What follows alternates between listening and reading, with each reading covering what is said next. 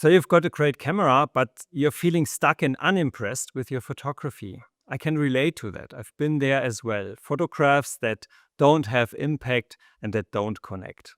Today, this will change, I promise you. I'm going to share a very interesting video with you by Martin Osner.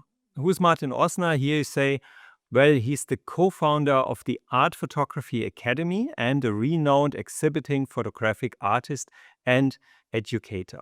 Martin recently received an email from a photographer asking a question many of us have. How can I become more creative with my photography?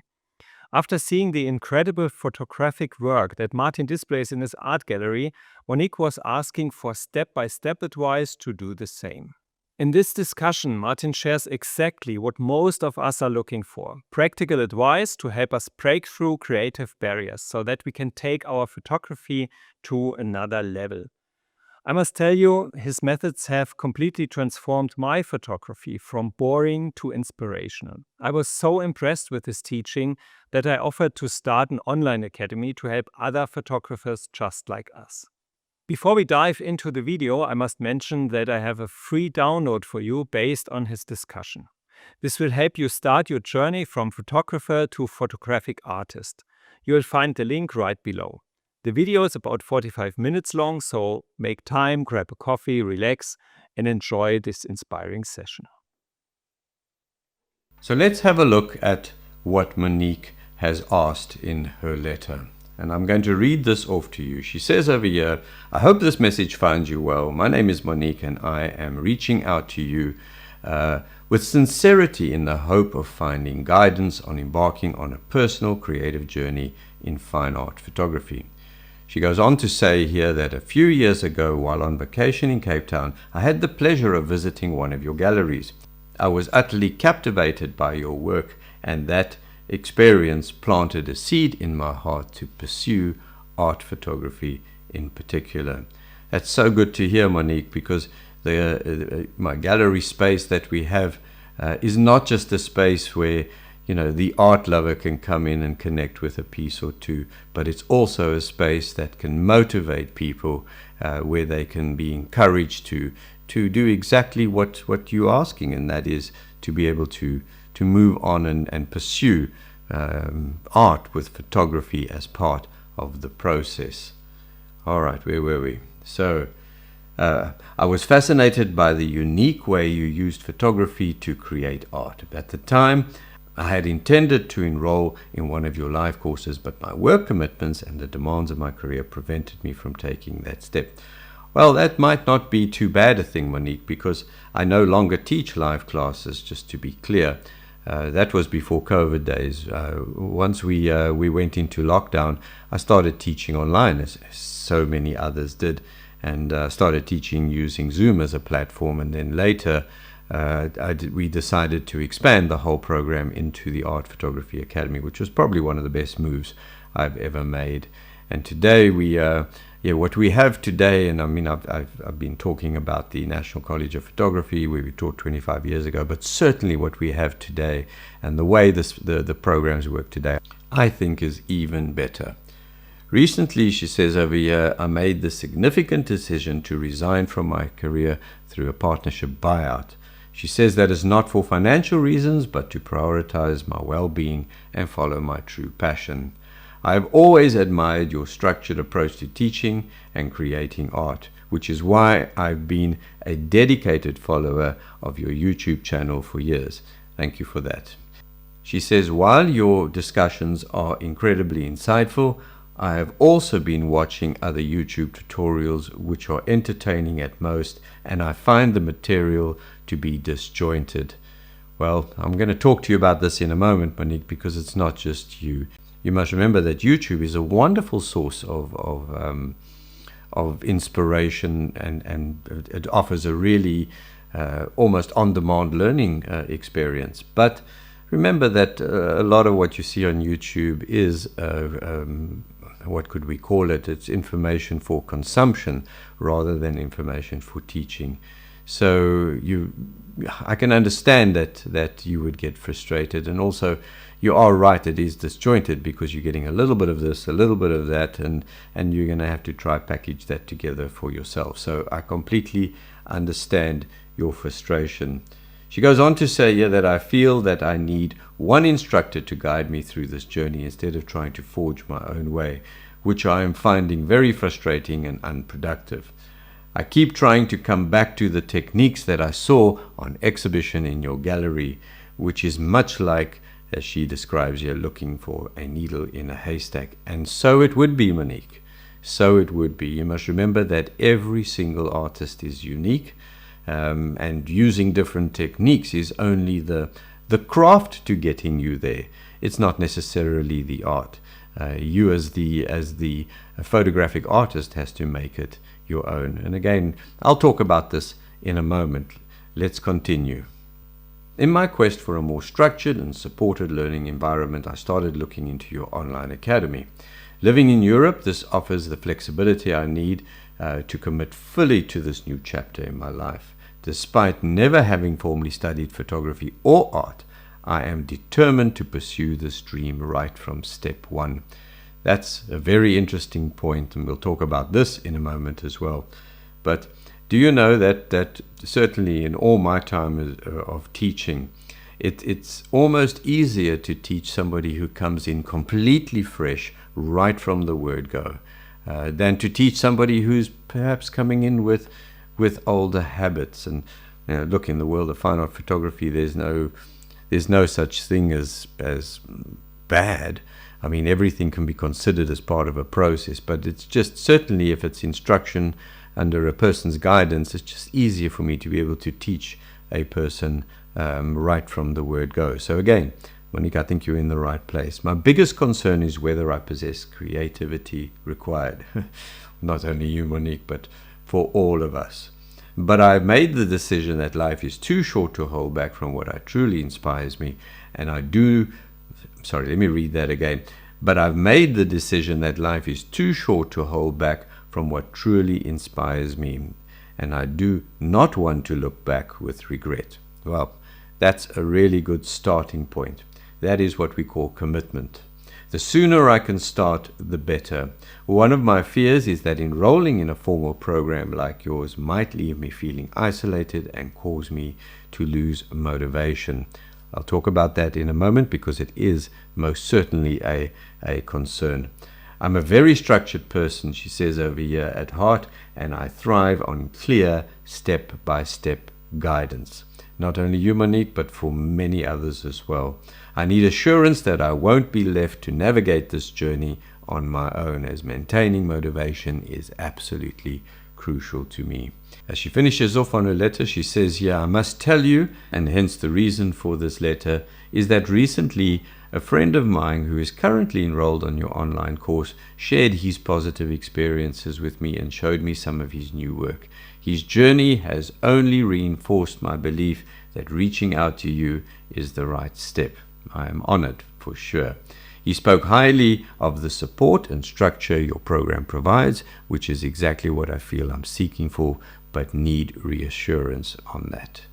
I understand that your time is valuable, and I do not wish to impose. However, I genuinely believe that your guidance could make a profound difference in helping me to achieve my dream and to become a fine art exhibiting photographer. So Monique, once again, thank you for your questions. And I'm going to go about answering them now. And I want to, as I said earlier, I want to break this up into 7 points. The good news I must mention to you, Monique, is that in your letter you said you don't have time to waste and you need to get started. And as I said to you, that is an absolute commitment, and that's where we need to be. So the good news is that you'll see after this discussion that we have today, you'll be able to start today, right away, which I think is really good news. But I do want to mention, before we go into the 7 points, that you must understand that this is not a sprint. This is a marathon, and I'll go over the time frames with you in a moment.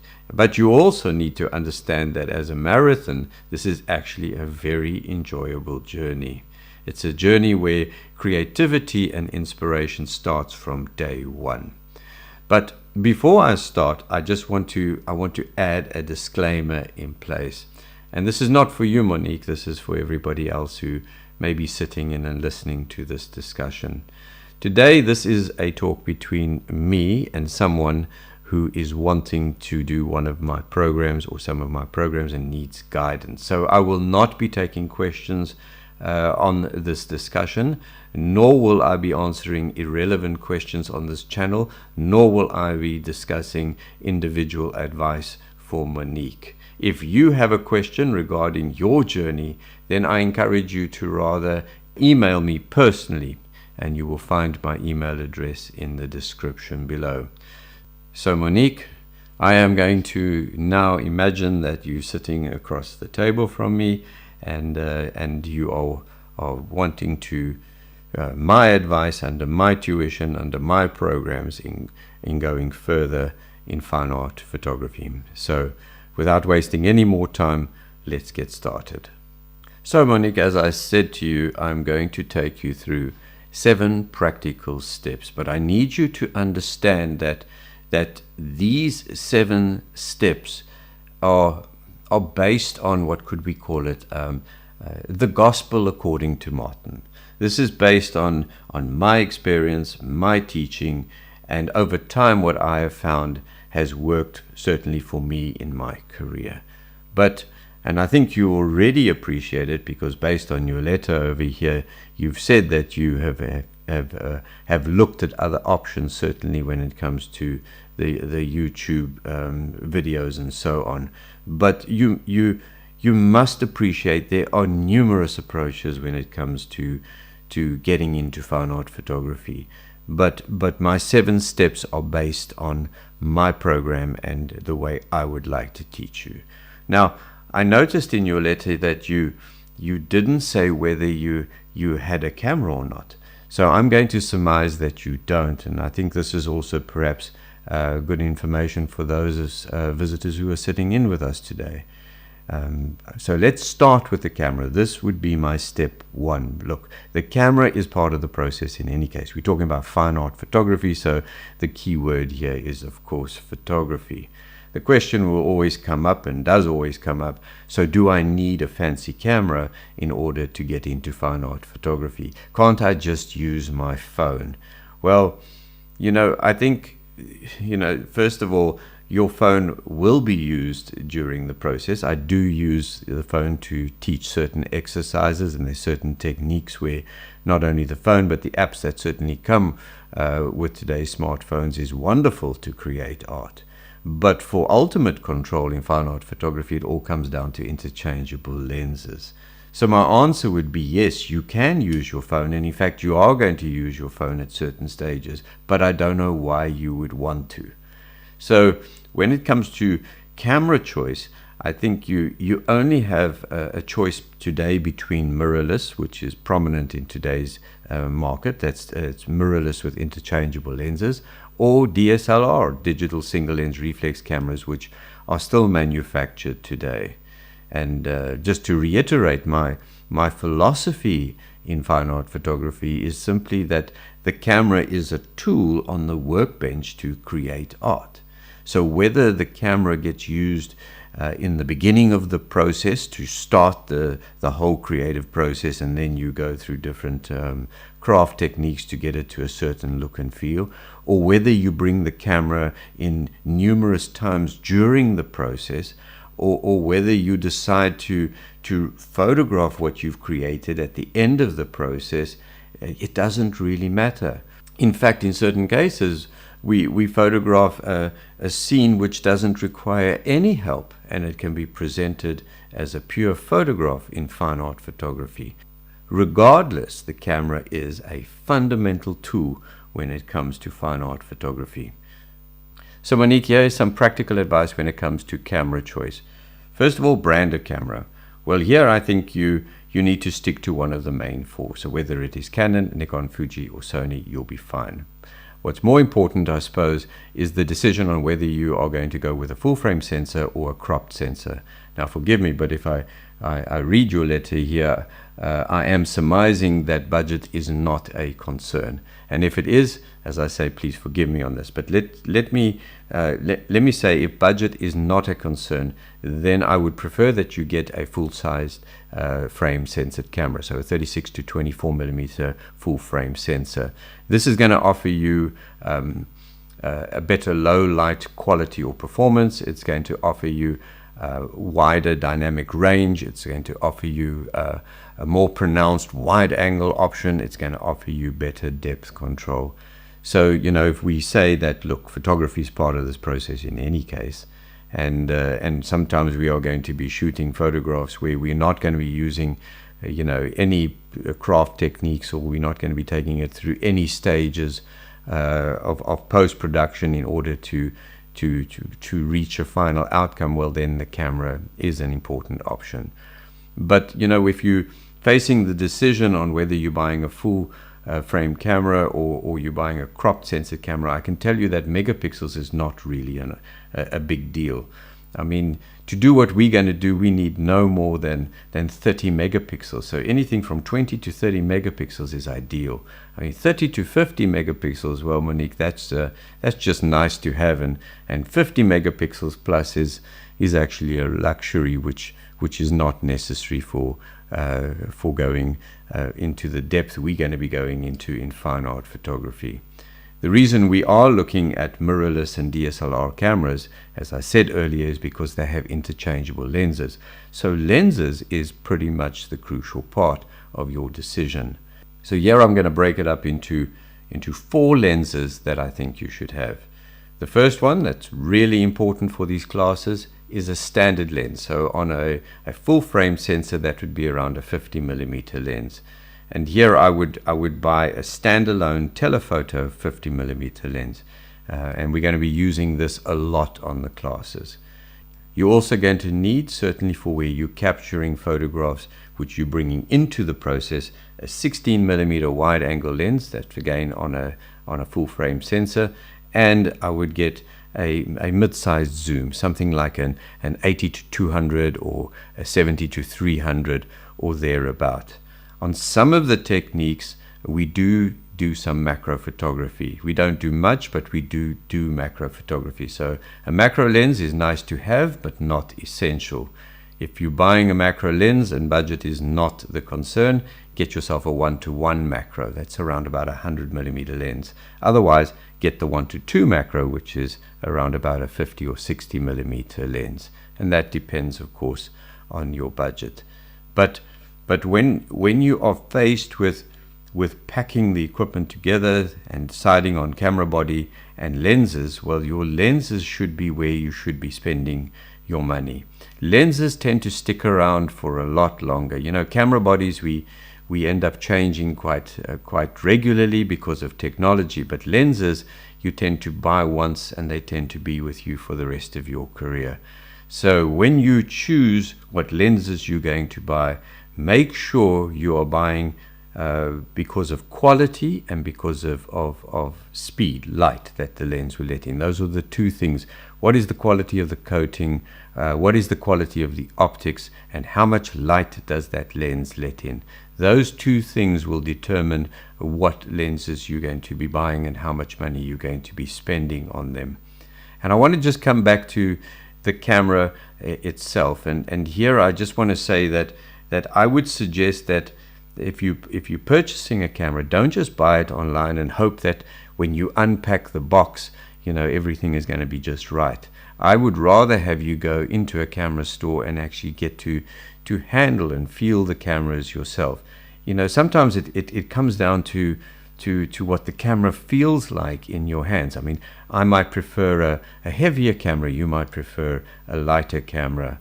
And sometimes it also comes down to something that we've always wanted to own. So we've always wanted to own a certain brand of camera.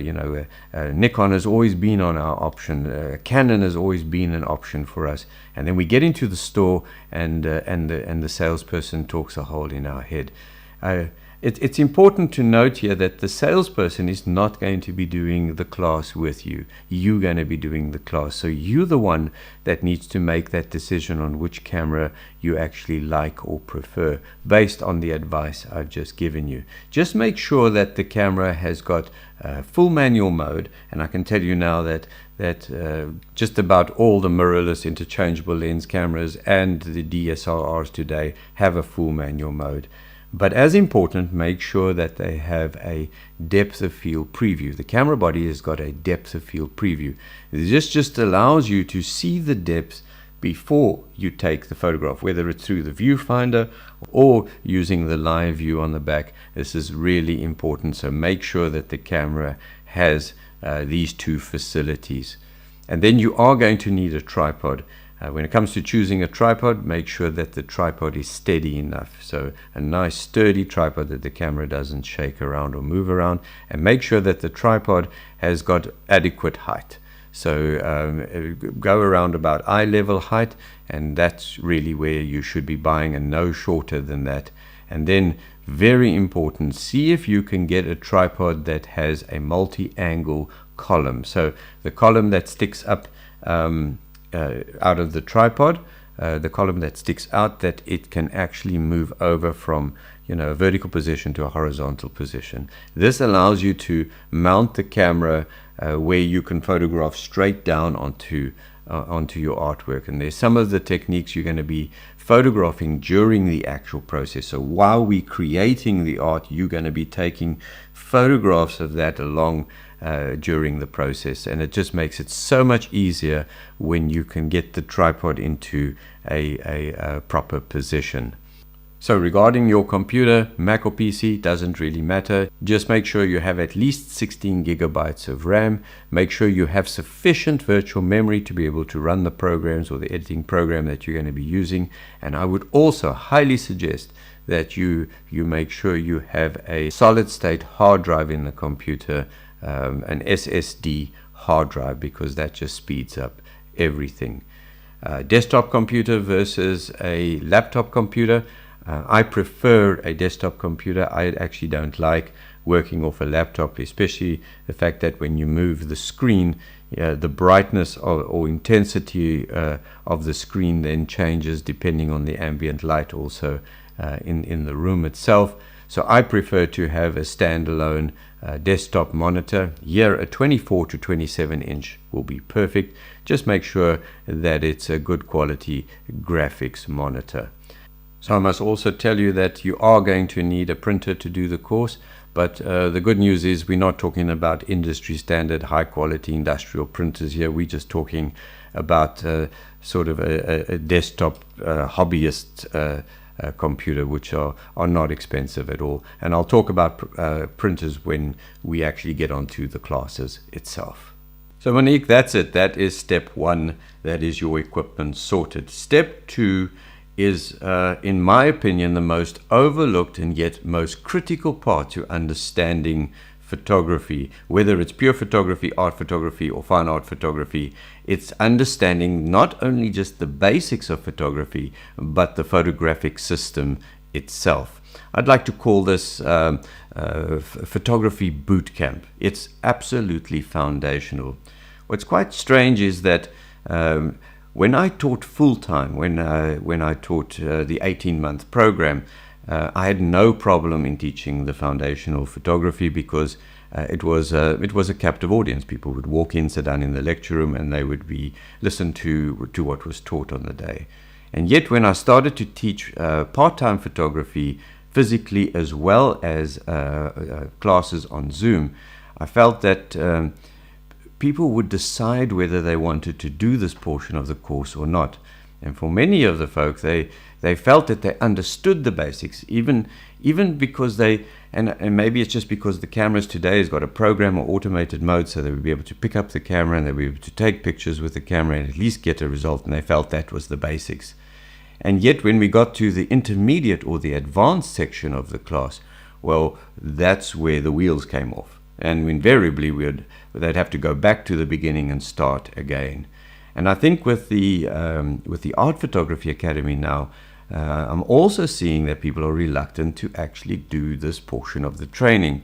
And I think it's maybe because the course is too cheap, for the simple reason that, we offer this class for whatever people can afford to pay. So my students decide the price before they started, and maybe because of that they feel that it's actually of non-value. So in your case, Monique, it's non-negotiable. I'm going to add a link to this class in the description below, and you can get started straight away. You did say in your letter to me that the sooner you can start, the better. So you can start this right at the end of this discussion. I also hear you say, but I don't have my equipment yet, Martin. Well, I don't think that's a problem at all. I think you can still do these lessons. It's going to take around about a week. So you still can do these lessons without the camera. Then, because it gets added to your library, once you've got the camera equipment, it's a really good idea to go back and do it again, but this time with your camera in hand. Let me take you through what you're going to learn on this Essentials Photography class. And you're going to see for yourself that there's a lot of value here, even though the public at large perceive it not to be so. So on the Essentials Photography class, we're going to start with basic functions and controls in photography. You're going to learn all about the f-stop, which is the unit of measurement in photography and how it works, and it governs all of photography. You're going to learn about the exposure triangle. I'll show you how that works, and you are going to learn how to work in full manual control on your camera. We're also going to take a look into the world of ISO, and we're going to have a look at how we can work with the sensitivity of the digital chip, and then I'll be showing you things like the aperture, the shutter speeds, and all of that. Also want to spend a little bit of time on this class talking about exposure values, and then we will navigate the light meter in the camera, which you are going to control manually, not automatically. So there are around about 15 odd videos in this course, and it's going to take you around about a week. Monique, like I said to you, this is a marathon, not a sprint. So I suggest that you can book on this class straight away, and you can get started straight away. Just one thing I must ask you to do: please, when you do register for the course, click not only the register button when you're starting, but also subscribe, and make sure that your email address is correct. Otherwise we cannot communicate with you going further. So there it is. Step 2 is complete. Let's now move over onto step number 3. So in step 3, Monique, it's all about learning photography, but now in a lot more detail. You see, the Essentials Photography class, as I've said, basically sets the foundation. And now we're going to continue on my Advanced Photography class. Now the class itself, if you look at the time frame, is going to take you around about a month or two to complete. And as I said, this is where we really get serious about learning photography as part of the process in order to create art going further. So with this class, what's really nice is that as you start this class, you get added to the class group. So this is where you'll be added to the group where other students who are doing the class will also be present. And also you're going to get a complimentary subscription to our Inspire community. So this is a subscription-based platform where our members of the Art Photography Academy can basically inspire one another, post their work, and be in discussion, both pure photography as well as art photography.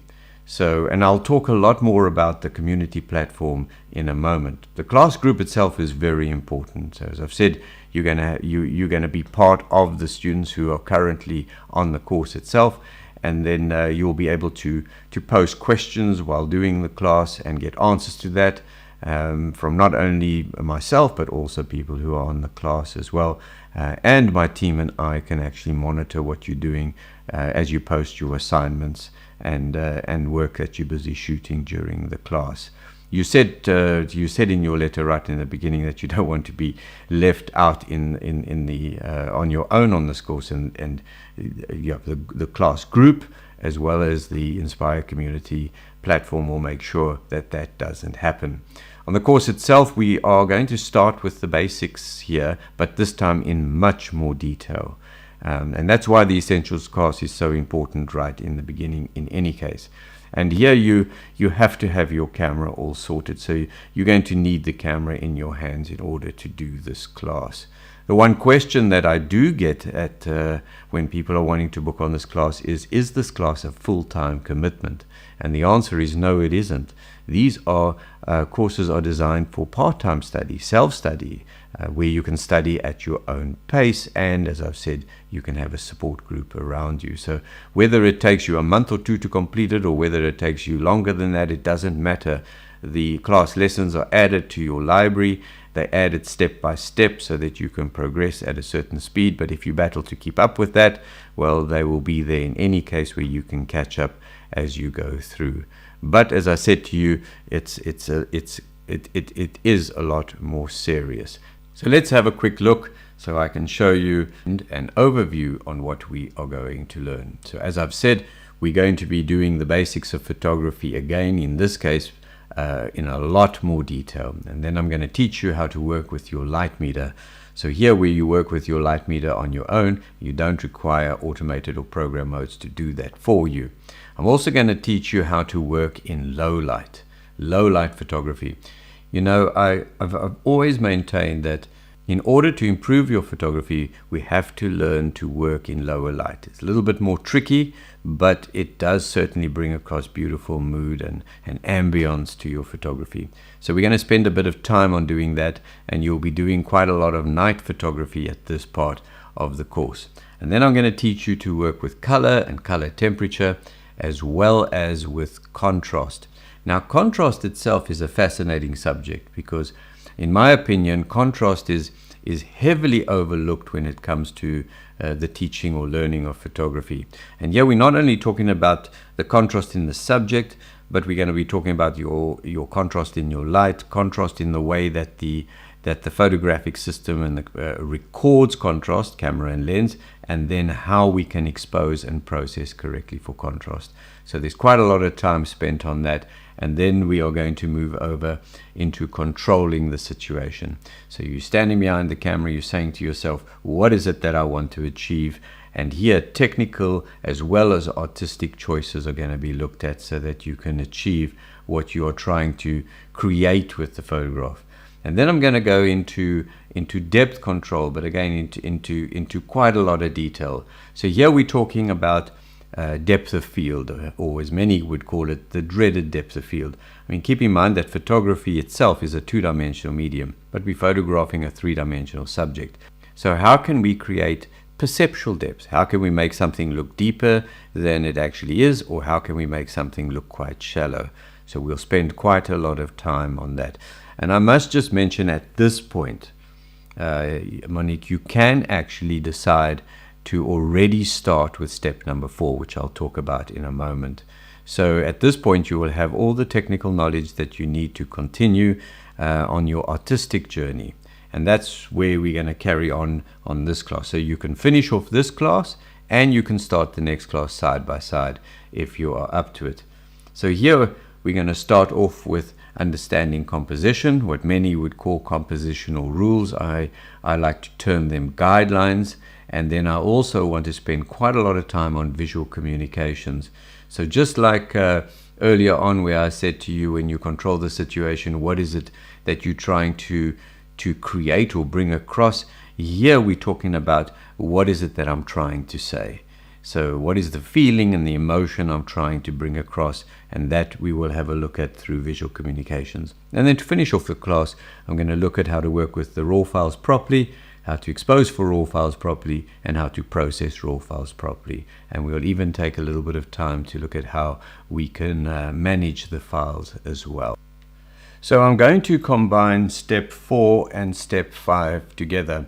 And Monique, I can promise you, this is where your artistic journey really starts, as you move from a foundation now of pure photography into the wonderful world of art photography. And with the class, you're going to be given access now to a completely new group. So not only the group that you are currently on with the with the advanced photography class, but now you have a whole new class group. And you're also going to be given a further 5 months complimentary access into our Inspire community. Now, this is really important because this is where step number 5 comes in. Because on the Inspire community, you would have already probably noticed, but I issue creative challenges to our members so that they can also remain inspired and actively engaged. And I would like you to start taking part in these monthly challenges now. Now, I must also mention, and I forgot to mention this earlier, but we do have an app available that you can download onto your phone or smartphone, which ties up our whole community base and makes it a lot easier for you to operate and work through the programs. So the app is going to give you a feed to the Inspire community. You'll see the feed to your 2 class groups, and you're also going to be given access to our Creative Vision network. So you, again, your fears of being left alone here are completely the opposite, because now you are going to be actively involved with creative material coming through all the time. Now, the challenges themselves are a bit of photography and a bit of art photography sort of combined, and that's perfect now for you, because that's exactly where you would be at this point. The practice of these exercises allows you to practice outside your course, but more importantly, it allows you to connect with like-minded people. And another thing that's important here is at this point of your journey, we get to start meeting up live. So on the creative challenges, I'll be meeting up live with you to view the entries of all the participants, including yourself. And then on the course itself, I meet up fortnightly with all my students, and we go through questions and answers. And this again, Monique, is live. So, and you don't need to follow a Zoom link or do one of the other meetup programs. Everything happens inside the art photography itself. So you just go to the course, there your meetup is, you click on that, and you'll be able to join live. So I encourage you now, at this point of the program, you must continue to take part in the challenges. And I'm going to put a link below that you can have a look at our Challenge Heroes page, so you can get some idea of the type of work that's being created on these challenges. But for now, let's have a look at what you're going to learn on my Getting Started in Art Photography class. So here you will see, when the class is added to your library, right up at the top, you will see that there is a meetup link. So you will always know when the next live meetup session is going to happen. Now, the first part of the class takes 2 weeks to complete. And this is where I'll do an introduction with you, and I'll also go through all of the supplies that you need in order to get started. So this is where the whole discussion on printers and things like that happen. Also, in the first 2 weeks, there's a couple of videos you have to work through, which explains very importantly the difference between art photography, which you're busy doing at the moment, and fine art photography, where you're going to be moving over to later. So these videos deal with what is fine art photography, and then, as I said, the important discussion on the difference between art and fine art photography. And then after that, the course starts actively. So here we start getting involved in actually creating art. The first technique we're going to do is the hand embellishing and painting of photographs. This you're going to do by hand as well as digitally. And we're going to be taking photography as a base here, and then hand painting up an artwork on watercolor paper to create these beautiful renditions.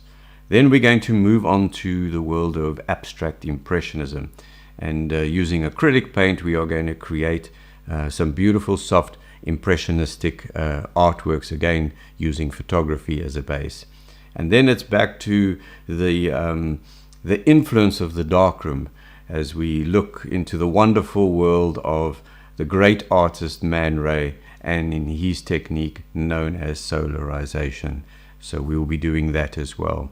And after that, we're going to be spending some time on transfers. Look, transferring image, moving an image from one medium to another, has always been part of art. But specifically in photography, transferring has sort of come through the Polaroid days, when we were able to transfer from a Polaroid instant medium onto art paper. So we're going to be doing that, but Polaroid is no longer available. So I've got some fabulous new techniques that you can do, which are in the spirit of Polaroid, but they create, in some cases, a similar look, but also we can take this whole thing a lot further. So you're going to be doing a solvent luminant transfer, and then we're going to be doing color transfer. Solvent luminant transfer comes from the lift and transfers of Polaroid, and the color transfer comes from the pure, straightforward color image transfer from Polaroid onto art paper. And then I'm going to show you a technique which you can use in conjunction with much of what you have already learned. And I think this is another important point here, as you'll see as you go through these art classes, that it's not about learning the craft of the technique only. It's also about learning how to combine certain techniques, because that's how you're going to find your own voice, your own style going forward. So I'm going to show you how to do a bas relief. And then we're going into the world of monochrome and grunge as we do another technique known as a black powder or charcoal transfer. And then to finish off the class, we're going to be doing photo montaging. So an 8-week journey, and you can take as long as you like to do it, and you can work at your own pace. And then in step 6, we just follow on from the getting started in art photography class as we go further in art photography. On this course, I introduce the concept of abstract to you. So here we start to look at abstract in a lot more detail. I mean, we did cover it briefly on the previous class, but here we go into a lot more detail. So we look at what is complete abstract, what is partial abstract, what is geometric abstract, and we start to create these abstracts by hand. So we'll be creating abstracts using liquid, we'll be creating abstracts using paint. And on this course, I also introduce you to distortion. Now, both abstract and distortion, in fact, is quite foreign to a seasoned photographer, and yet in art, both distortion and abstract, as well as a number of other characteristics, are really important. So we're going to be going into, as I said, abstract, where we've done complete, partial, and geometric abstract, but we're also going to look at abstract impressionism, and this we're going to do using pinhole photography. So we're going to take your camera, we're going to turn that into a pinhole camera, and then we're going to go about creating abstract impressionism using pinhole photography as the base. On this course, I'm also going to look at overlays. So this is for texture, so both paint and crystal overlays to create texture, which, by the way, is another foreign concept when it comes to a pure photographer. And then to finish the class off, we're going to go into the world of photo collaging. Now, photo collaging builds on from the photo montage, which we have done in the previous course. So another 8-week journey, and at this point you will be more than ready to take the 7th step.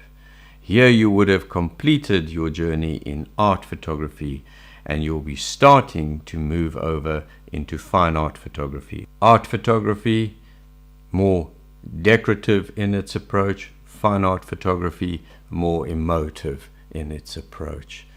So at this point, you will be able to actually submit your work to our Creative Vision Art Gallery, hosted here at the Art Photography Academy. This is a fully integrated online gallery for collectors to purchase art, work that is being juried by a panel of curators.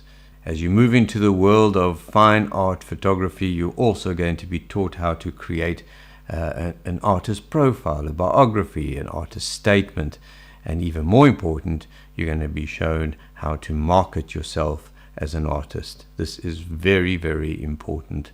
And of course, this is if you want to go this far. I mean, that depends, of course, up to you. But the whole journey up to this point is going to take you anywhere between 6 months and a year to complete. And I cannot emphasize enough how important it is for you to surround yourself with like-minded artists. So, what do you think? If Martin's advice resonates with you and you are ready to take your photography to the next level, let me make a suggestion. First, download the guide. Then you can look forward to receiving a series of emails that will inspire you and get you started. And if you have any questions or need help, you're welcome to send me an email. I will put my email address in the description below. We believe that there's an artist in everyone. I can't wait to see the incredible work that you will create and share in our academy.